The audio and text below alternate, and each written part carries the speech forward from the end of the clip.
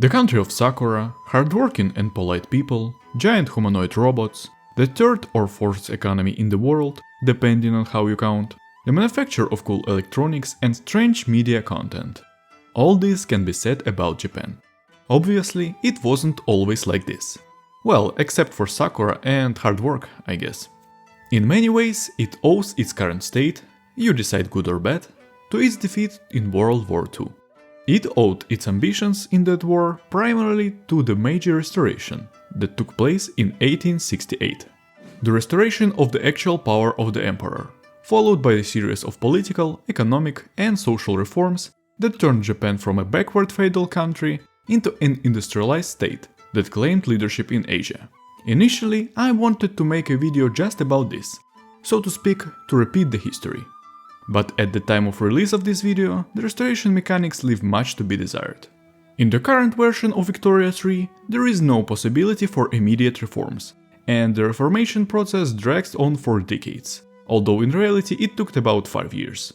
In addition, the United States, which forced Japan to break its isolation, is now even unable to reach the Pacific Ocean with real speed.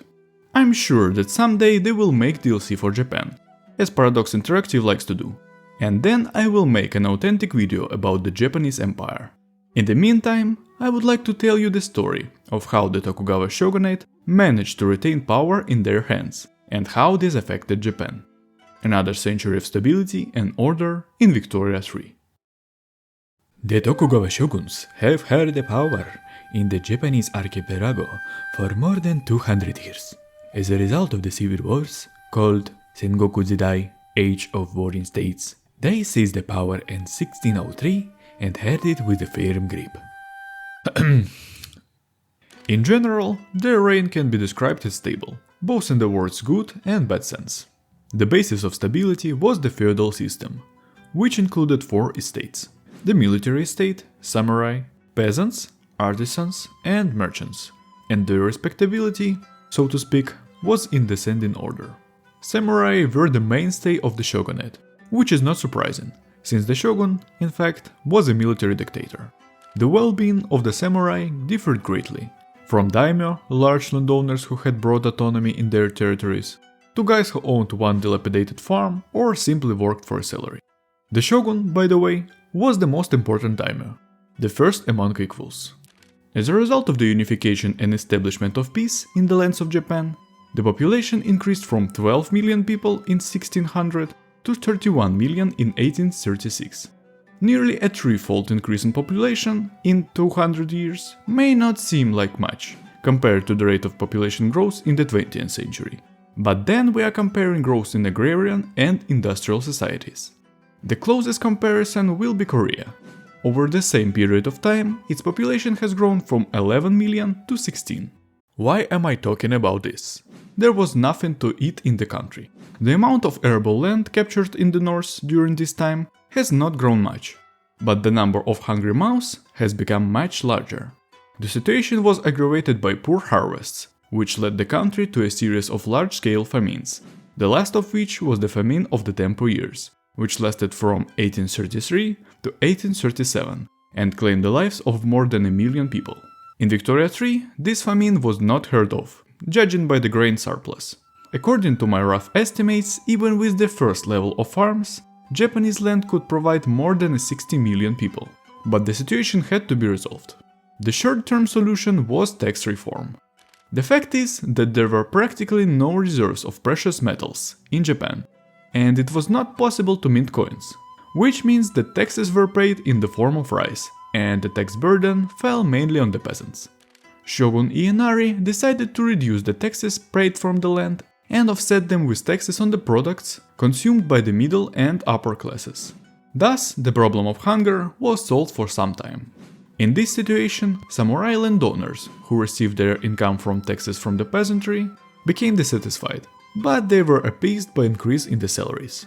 To prevent possible peasant and samurai uprisings, the head of the central government, with the support of the daimyo, decided to create a national guard that could operate throughout Japan. In fact, the shogun already had the right to conduct punitive operations in any han, the so-called administrative territorial units, which were essentially the possessions of the daimyo. There were about 300 of them in total. Still, he could only do this if the uprisings expanded beyond one Han, when the forces of the local daimyo could no longer cope. The new organization was not so dependent on the shogun, and was staffed also by the forces of the daimyo. In 1841, Ienari died, and his second son, Ieyoshi, took over as shogun. The first son, if you are wondering, died in the childhood. Before his death, he managed to start a series of important reforms, which his son completed, the most important of which was the reform of the organization of the daimyo. Although I said earlier that daimyo had broad autonomy and could do almost whatever they wanted in their domains, the system of control over them was severe. Each daimyo was forced to spend 1 year out of 2 in Edo, at the headquarters of the shogun, Bakufu. Not only was it necessary to spend half of the time of the reign not in their possessions, but also to spend a lot of time getting to this city. There were no railways and good roads back then. Add to this the maintenance of the retinue and soldiers that the daimyo was obliged to take in escort, and you will get great discontent of the high nobility, especially those whose possessions were far from the Bakufu, for example on the southern lands of Kyushu and Shikoku. This policy was called Sankin Kotai and literally meant alternate attendance. In addition, the situation was aggravated by the fact that daimyo were divided in 3 categories: relatives of the shogun, reliable and unreliable. Unreliable, as you understand, were mainly located on the periphery and had no influence on the politics. Such a system was good in conditions of foreign policy isolation and stability, it simply cemented it. But if some big problem started, it would immediately collapse, and daimyo on the periphery would quickly revolt. So, this reform was designed to resolve this problem. The status of unreliable daimyo was removed, and the Council of Han Representatives came to the place of constant trips to Edo. It was a kind of a parliament that even had some legislative powers, where daimyo sent their representative, usually a son or relative. This decision allowed to some extent to remove the dissatisfaction of the daimyo. At the same time, the transfer of the capital of Japan to Edo, initiated by Tokugawa Ieyoshi, began. Now I would like to recall that Japan was a monarchy, and the Europe power belonged to the emperor, and he in turn delegated it to the shogun. Of course, everything was so only on paper. The role of the monarch was nothing more than symbolic. However, this did not negate the fact that the capital of Japan was located not in the Bakufu but in Kyoto, where the emperor's court was located. The headquarters of the previous shogun dynasty, Ashikaga, also located in Kyoto. The Tokugawa decided to move the Bakufu to Edo for convenience. The Kanto Valley is just in the center of the Japanese archipelago, and in the north there were more loyal daimyos of the current dynasty. This time the opposite decision was made. The emperor's court was transferred to Edo. This was done primarily to control the imperial bureaucracy. The complete transfer of the bureaucracy was completed after 5 years and timed to coincide with the ascension to the throne of Emperor Osahito. Already entirely independently, the new shogun implemented the reform of religion. Japan has had 2 religions since ancient times, Shinto and Buddhism. Shinto was the original religion of Japan. Its head was the emperor and it was practiced mainly by peasants, while Buddhism was the religion of majority, including the aristocracy.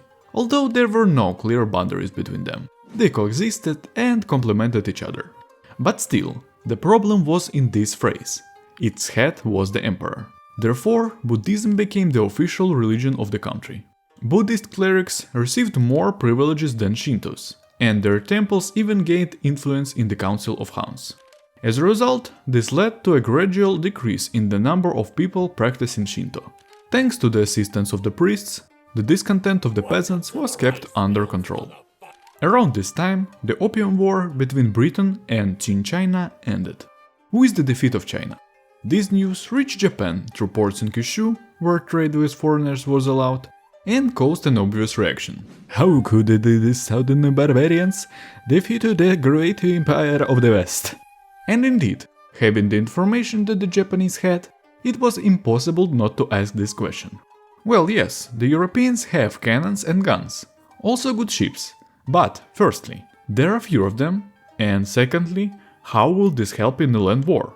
Fear appeared, The island state would be even easier to defeat. This situation prompted the shogunate to modernize technically. For this, the first university was opened in Edo, where even European specialists were invited. It is interesting for me how this happened, because there were no embassies then. Did they approach tall foreigners and asked, "Would you like to work for us?" Anyway, then the first weapons factory was built in the north, in Tohoku. And 3 years later, a military reform was launched to create a combat-ready army according to the Western model. So far, the reform has only applied to the troops of the shogun, and only the infantry has been transformed. But the main thing is to start the process, I think. To maintain and further modernize the army, a strong economy, or at least some kind of economy, is needed. To create it, the shogun pressured the Council of the Representatives and ordered the daimyo to invest in infrastructure and agricultural development. The government of the shogunate itself began to invest in the development of the industry. The Industrial Revolution slowly began in Japan. Mines and factories were built, and new methods of steel smelting made it possible to use even low-quality Japanese iron sand as a raw material. 10 years later, the economy has grown by a third, which is actually quite small, less than 3% yearly. But why am I talking about it? There was a need for tax reform. Previously, like I said before, taxes were paid in rice, but with the advent of the banking system, paper money, and the discovery of gold deposits in Hokkaido, which made it possible to create a stable currency, it became possible to collect taxes from the urban population. This is what happened. The land tax was replaced by a poll tax. Speaking of Hokkaido, at the time called Ezochi.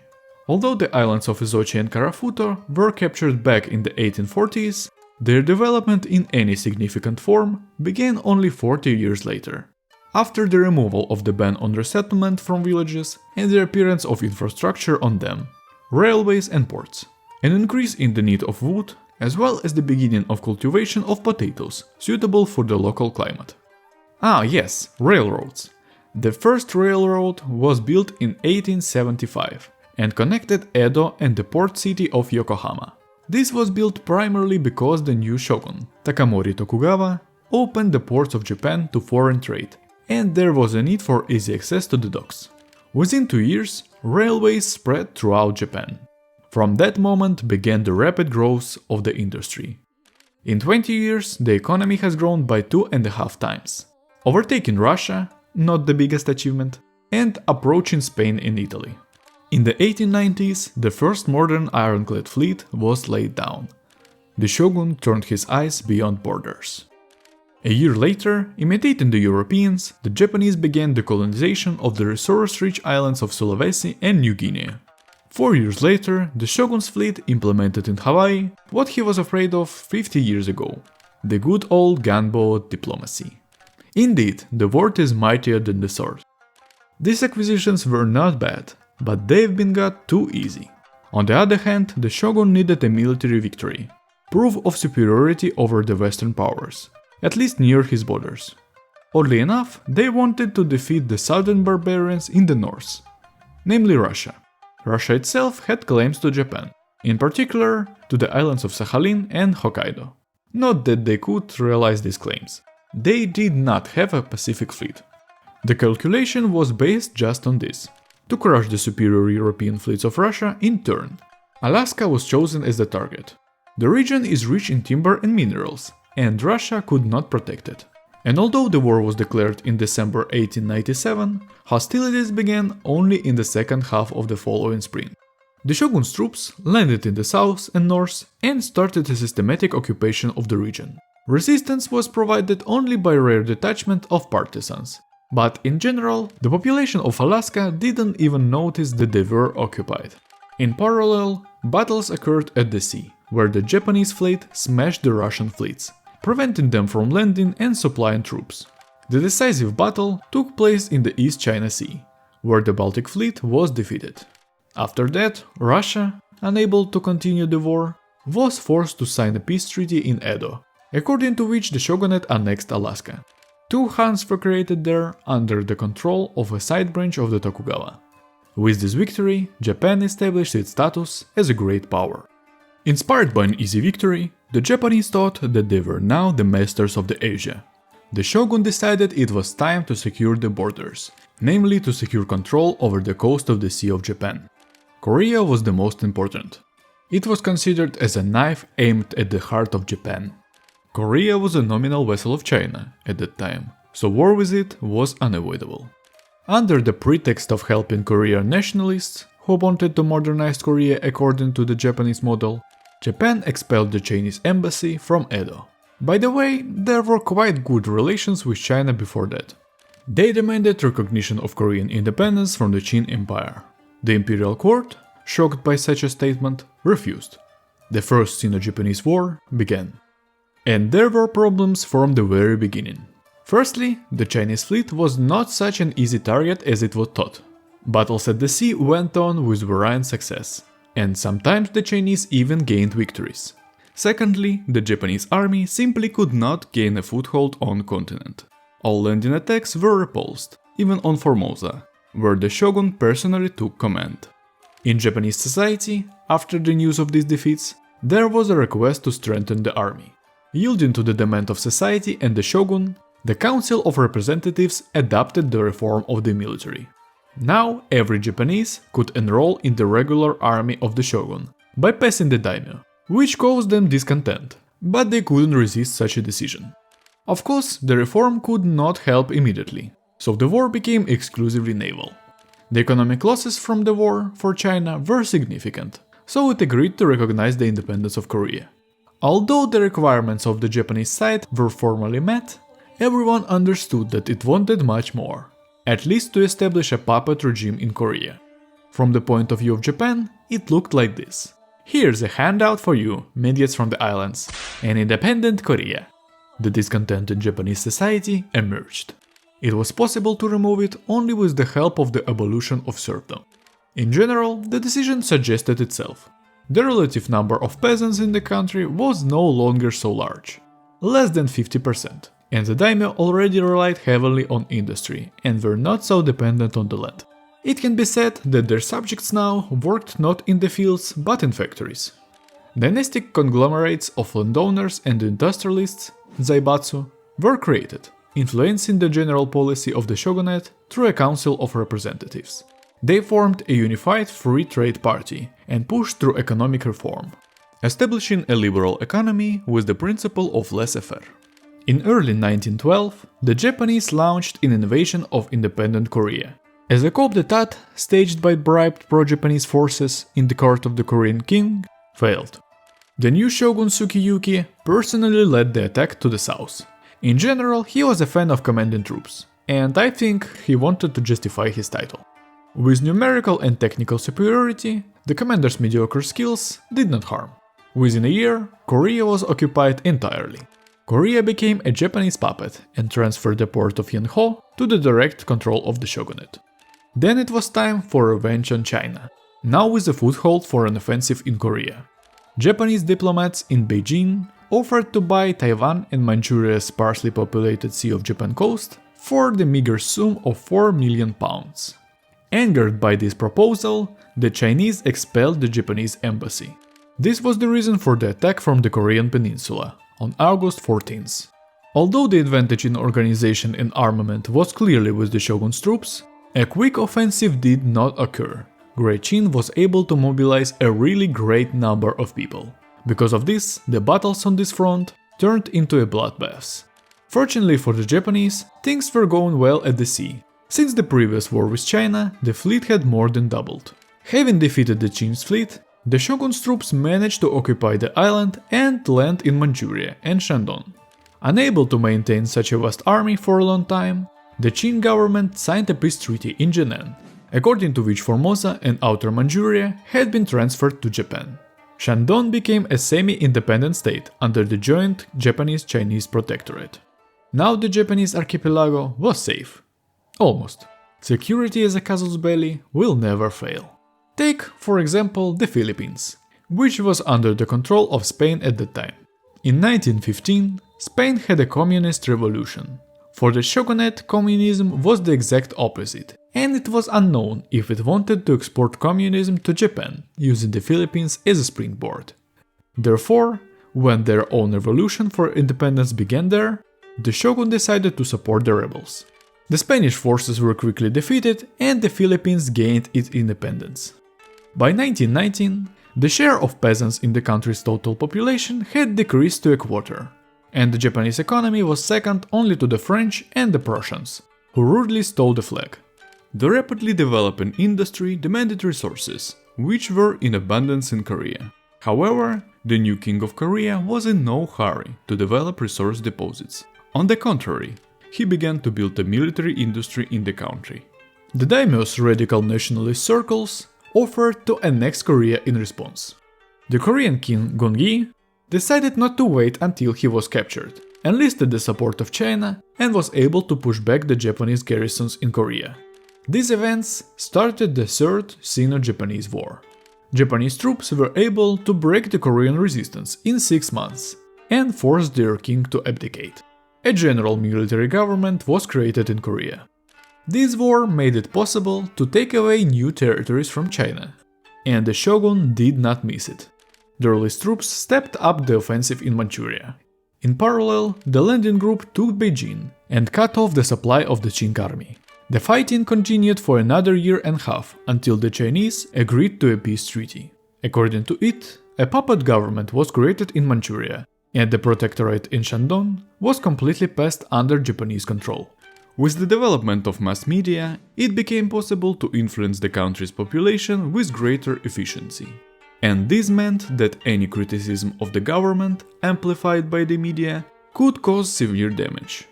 Therefore, under the new law, any criticism of the shogun or daimyo was recognized as illegal.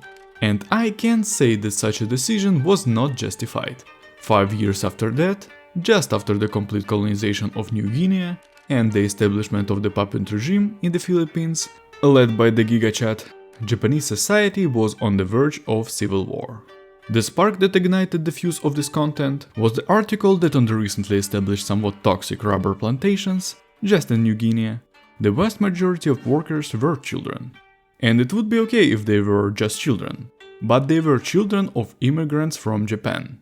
Radical members of society, mostly workers, were furious about this and demanded that the government ban children's use as a labor force.